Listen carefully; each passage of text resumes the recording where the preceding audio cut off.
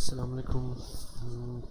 Chapter 4 के part 2 के साथ मैं आपके साथ हूँ। अभी तक हम इस चैप्टर में जो टॉप टॉपिक हमने कवर कर लिए वही है। हमने थ्रेड को इंट्रोड्यूस किया था। वो क्या होता है, बेसिक यूनिट ऑफ एग्जीक्यूशन। हमने कहा था the fundamental unit of CPU utilization that forms a basis of multi-thread computer systems या मल्टी प्रोग्रामिंग। ठीक है, फिर हमने उसके बाद APIs और पी थ्रेड्स की बात की थी। हमने API विंडोज़ की, API जावा थ्रेड या और उनकी मुख्तलिफ लाइब्रेरीज़ की बात की। अब हम आगे का सफ़र स्टार्ट करते हैं।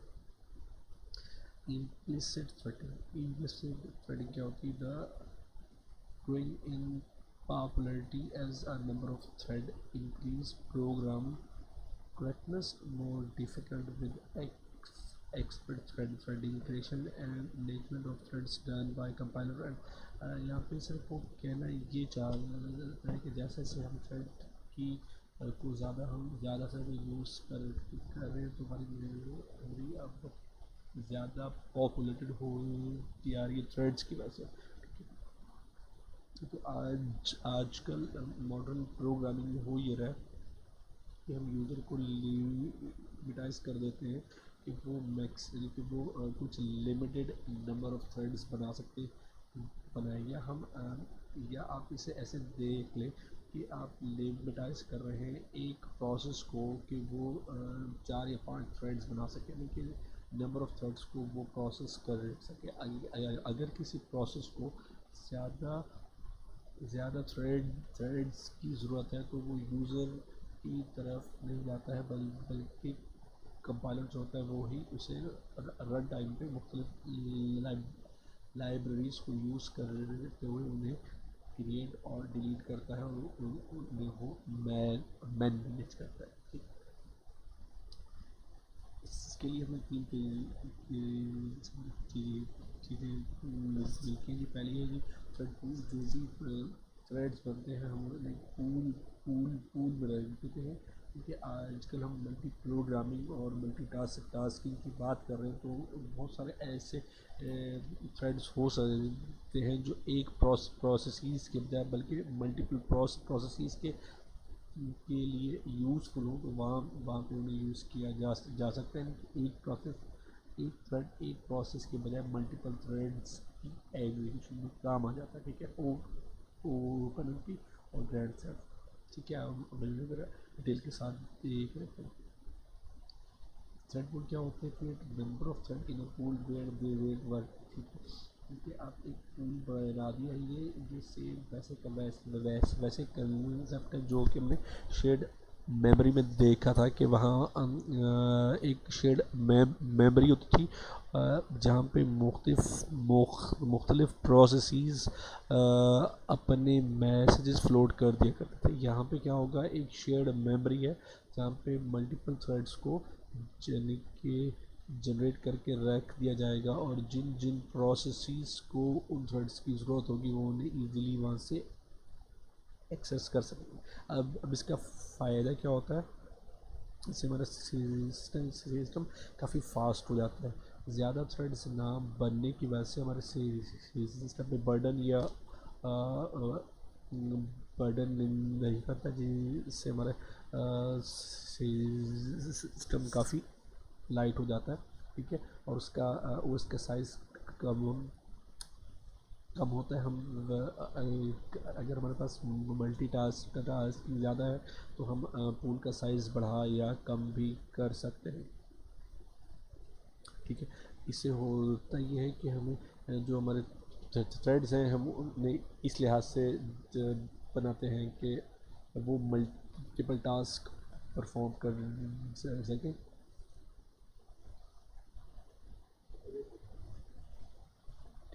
ठीक है जी। जैसे हम एक ही थ्रेड से मल्टीपल टास्क हम उनसे परफॉर्म करवा लेते हैं। ठीक है जी, ये एक आपके सामने कोड मौजूद है जो जो कि आपको एक पूल का फंक्शन दे रहा है जो कि सिर्फ वर्ड कर रहा है हमारे प्रेम्स को। This function run as a separate thread, ये आपका एक सेपरेट थ्रेड ही होगा, ठीक है। विंडोज सपोर्ट करता है थ्रेड पूलिंग को, ठीक है जी। ओपन एम पी क्या है जी, set of compiler directive A P I जो कि सी प्लस प्लस और फोर्ट्रान में इंट्रोड्यूस करवाई गई थी। एक्चुअली ये आपकी पैरेलल प्रोग्रामिंग को सपोर्ट करती है विद शेयर मेमोरी। ये सेम आपकी शेयर मेमोरी जो हमने लास्ट चैप्टर में पढ़ी थी, वही कोड है। अगर आप गौर से देखेंगे, बस ये है कि यहाँ पे जो आपकी पैरेलल रीजन है, यहाँ पे आपका कोड जो है ये आपका पैरेलल रन करेगा, ठीक है। ये वाला कोड हमेशा इसके जितने भी इंस्टेंस बनेंगे वो पैरेलली ही एग्जीक्यूट करेंगे, ठीक है, ठीक है। फ्रेंड्स ये जो GCDs है कि मैक OS X में और मैक iOS में इंट्रोड्यूस करवाई गई थी, और बैकएंड में यहाँ पे C और C++ ही हो रही है यूज़, और ये उसकी एज अ API यूज़ होती है, ठीक है। और ये उसकी एक एग्जांपल है, ठीक है। ब्लॉक्स पे इन बैक्स क्यूज, उसके बाद सिर्फ क्यूज मैनेज किए जाते हैं। सेम वही की वही बात कि ये सीन एंड ब्लॉक रिमूवमेंट 5 ऑर्डर इनके फर्स्ट इन फर्स्ट आउट, जो आपके थ्रेड्स एक पूल में या एक क्यू में बना के रखे जाते हैं, वो फर्स्ट इन फर्स्ट आउट के ऑर्डर में एग्जीक्यूट किया जाता है, ठीक है जी। Third issues semantics of forks and execute system calls. जब आप फॉक के साथ आप कोई भी प्रोसेस नया प्रोसेस आप जनरेट करते हैं, आपको बहुत सारे काम करने पड़ते हैं, हम पहले देख चुके हैं, ठीक है। इस वजह से हमने प्रोसेसेस को अब नाम दिया था हैवीवेट प्रोसेसेस, ठीक है। और जब हमने थ्रेड को इंट्रोड्यूस किया था तो हमने कहा था कि वो आपका क्या है, लो वेट प्रोसेस थी। अब हम वो देख लेते हैं। सिग्नल हैंडलिंग होगी सिंक्रोनस और asynchronous. Thread cancellation for thread is synchronous और डेफर्ड, और थ्रेड लोकल स्टोरेज और फॉर एंड एग्जिट क्या होती है, for does duplication only the call threading or all the threads. Some Unix has two version of forks. XZC usually work as a normal replace the running process including all threads. fork से जब कोई भी process बनाते हैं तो वो child parent के लिहाज से तो हम डुप्लीकेशन भी हमारी बहुत ज़्यादा हो जाती है, जिससे हमारी बहुत ज़्यादा इश्यूज और भी क्रिएट हो सकते हैं। सिग्नल हैंडलिंग क्या होती है कि signals are used in Unix system to notify a process that a particular event has करके आपकी कम्युनिकेशन है जो हमने लास्ट लेक्चर में पढ़ी है, लास्ट चैप्टर में, sorry. A signal handler is used to process a signal. A signal is generated by a particular event or a process. Signal is delivered to a process. Signal is handled by one of two signal handler, default or a user defined. Default वो हो गया जो हमने अभी बात की थी, like this one, एक सेकेंड, थ्रेड पूल में, ठीक है जी, ठीक है। और यूज़र डिफाइन जो हम खुद से करेंगे, ये वाला, ठीक है। Signal handling, every signal has a default handler that kernel runs when handling a signal. User defined signal handlers can override default for user single threaded signal deliver to a process. अब बात ही आती है कि why should we use signals to deliver for multiple threading. Multiple threading में हमें signals को use क्यों करना चाहिए, ठीक है जी। यहाँ पे ये सिग्नल्स को जब हम यूज़ करते हैं तो इंटर प्रोसेस कम्युनिकेशन जो है या इंटर थ्रेड कम्युनिकेशन बहुत ज़्यादा लाइट हो जाती है। ठीक है जी, सेम वैसे के वैसी प्रोसेस के लिहाज से ही है, वो सेम ही है। Deliver the signal to every thread in a process, deliver the signal to a certain thread in the process, assign a specific thread to receive all signal for a process। यानी कि अगर एक process आपका उसे एक signal मिला है तो आप उसे मल्टीपल थ्रेड्स जो उसके एसोसिएट होंगे आप उन्हें उन तक पहुँचाए या कंसर्ट तक पहुँचाए। ठीक है जी। Thread cancellation, terminating a thread before it has finished. देखिए जी, एक चीज़ जो हमने प्रोसेस के साथ देखी थी कि जैसे ही आपका प्रोसेस टर्मिनेट होता है, एक तो वो एग्जिट होगा प्रॉपर एग्जीक्यूशन के लिहाज से, और अगर वो टर्मिनेट नहीं हो सॉरी वो फिनिश नहीं होता है तो उसे टर्मिनेट किया जा सकता है। जब उसे टर्मिनेट किया जाता है तो उस प्रोसेस के जो होल्ड में होते हैं जितने भी रिसोर्सेज वो सारे के सारे रिलीज़ कराए जाते थे। ठीक है, सेम प्रोसेस ये है, हम थ्रेड्स को भी हम टारगेट करके उन्हें कैंसिल, फिनिश या टर्मिनेट कर सकते हैं। ठीक है, यहाँ पे दो अप्रोचेस हैं, सिमेट्रिक और सॉरी सिंक्रोनस और डेफर्ड। सिंक्रोनस क्या होती है, ये टर्मिनेट करती है टारगेट थ्रेड को फौरन ही।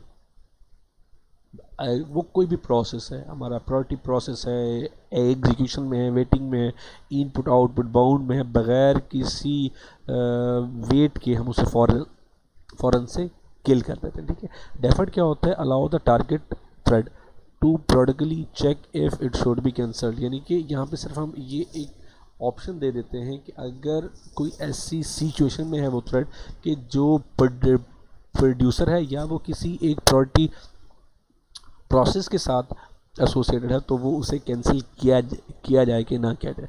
पी थ्रेड हमें इसकी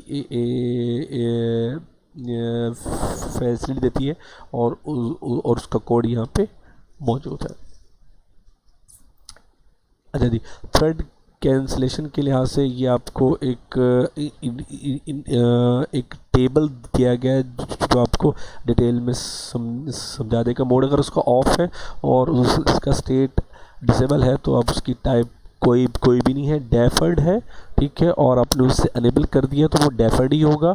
सिंक्रोनस है और आपने अगर उससे अनेबल कर दिया तो वो सिंक्रोनस ही रहेगा। इफ़ थ्रेड है कैंसिलेशन डिसेबल, अगर किसी थ्रेड की जो कैंसिलेशन डिसेबल है तो आप उसे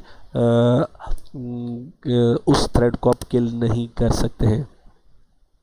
लिनक्स में जो आपकी थ्रेड कैंसिलेशन है वो सिग्नल के थ्रू देखी जाती है। हमने शुरू में ही इंट्रोड्यूस किया था कि थ्रेड आपका क्या है, थ्रेड क्या है, लोकल स्टोरेज को देखता है। ठीक है, और वो शेयर करता है अपने प्रोसेस का बहुत सारे, यानी कि वो heap, data section, code section और कमांड सेक्शन वो शेयर करता है। ठीक है, अब यहाँ पे क्या है कि thread local storage allows each thread to have its own copy of data. ठीक है, अब हम डाटा का वर्जन जो हम शेयर कर रहे थे वैसा नहीं कर रहे हैं, उसका कुछ एरिया अलग से प्रोड्यूस कर रहे हैं। ये आपकी आजकल प्रोग्रामिंग, ख़ास तौर पर जो गेम प्रोग्रामिंग करते हैं उसकी बहुत अच्छी एग्जांपल है। when you do not have control over the thread creation process। ठीक है, तब भी हम इसे यूज़ कर सकते हैं डिफरेंट फ्रॉम द ये देखें कि अगर आपके पास कोई आप एक गेम खेल रहे हैं और आपका एकदम एक ऐसा इवेंट गेम में ही जनरेट होता है जो आपके कंट्रोल में नहीं है। इसकी सबसे अच्छी एग्जांपल तो वो आपकी आजकल आप जो खेल रहे हैं पबजी, जो आपके एनिमीज़ हैं वो एक्चुअली थ्रेड्स हैं उस गेम में। ठीक है, और वो आपके कंट्रोल में नहीं है, सिर्फ आप उन्हें किल कर सकते हैं। ठीक है, लेकिन आप एक शेयर्ड मेमोरी, एक शेयर्ड रीजन पे ही आप अपना जो टास्क होता है वो आप कर रहे होते हो। ठीक है, डिफरेंट फ्रॉम लोकल वेरिएबल्स, ये लोकल वेरिएबल से ज़रा डिफरेंट होते हैं। Local variables visible only during single function innovation. TLS visible across functional invocation. जो आपके थ्रेड लोकल स्टोरेज है ये आपको throughout the system available होती है। Similar to the static data, ये आपके स्टैटिक डाटा की ही तरह होती है। अब हम इसे शेड्यूलर के लिहाज से देख लेते हैं। यानी कि आपके मल्टीपल यूज़र लेवल थ्रेड्स के लिए मल्टीपल कर्नल लेवल थ्रेड्स हैं, ठीक है, both MMM and 2 level model required communication to maintain the appropriate number of kernel threads associated या allocated to an application or a process, typically used in intermediate data structure between user and kernel thread। हम इन्हें lightweight process इसीलिए ही बोलते हैं, ठीक है। It appears to be a virtual process on which processes can schedule their threads to run। यहाँ पे हम मुख्तलिफ थ्रेड्स को इंडिपेंडेंटली रन करने की कैपेबिलिटी भी दे रहे हैं। ईच एल डब्ल्यू पी या light weight process attach to a kernel thread, ठीक है। हर कर्नल लेवल थ्रेड जो है उसके लिए लाइट वेट प्रोसेसेस है या हम उसे थ्रेड बोल रहे हैं, ठीक है जी। Scheduler activity process up calls communication mechanism from the kernel to the up call handler. आपकी कोई भी अप कॉल आती है, कोई मैसेज आता है, तो उसके लिए आप एक सेपरेट आपके पास हैंडलर मौजूद रहता है, ठीक है जी। इसके बाद कुछ और इशूज़ हैं कि आपके मल्टीपल थ्रेड्स जो हैं, तो आपका लाइट वेट प्रोसेसेस जो हैं ये विंडोज़ में कैसे करते हैं काम, लिनक्स पे कैसे करते हैं काम, और मैकिंटॉश में कैसे करते हैं काम। ये आप लोगों के लिए एक होमवर्क के तौर पे मैं आपको दे रहा हूँ। बुक में मौजूद है, आप इसे पढ़िएगा और इसे डिटेल के साथ देखिएगा। अगर कोई इश्यूज़ होंगे तो हम इंशाल्लाह देख लेंगे। आज हमने बात की, हमने इंट्रोड्यूस किया था थ्रेड्स क्या होते हैं, फिर हमने उसकी मुख्तलिफ APIs पढ़ी कि पी थ्रेड क्या होता है, जो कि मोस्ट इंपॉर्टेंट है, जो कि C और C++ में लिखा गया है, ठीक है, जो कि सपोर्ट करता है आपकी मुख्तलिफ लैंग्वेजेस को, और ये पाया जाता है Linux, Unix, OS, Mac, iOS में और विंडोज़ में भी, ठीक है। और हमने जावा थ्रेड लाइब्रेरीज को भी पढ़ा था, ठीक है। हमने मुख्तलिफ स्ट्रेटजीज पढ़ी थी इम्प्लिसिट थ्रेडिंग के लिए, फिर हमने एग्जामिन किया मल्टी थ्रेडेड रोग प्रोग्रामिंग इन्वायरमेंट को। ये एक होमवर्क है जी, ये आप कीजिएगा, ठीक है। और आइए ये आप हमें विद इन 4 डेज सबमिट कर पाना है, ठीक है जी। That's it. इंशाल्लाह नेक्स्ट लेक्चर में आपसे होगी मुलाकात। अस्सलाम वालेकुम रहमतुल्लाहि व बरकातुहू।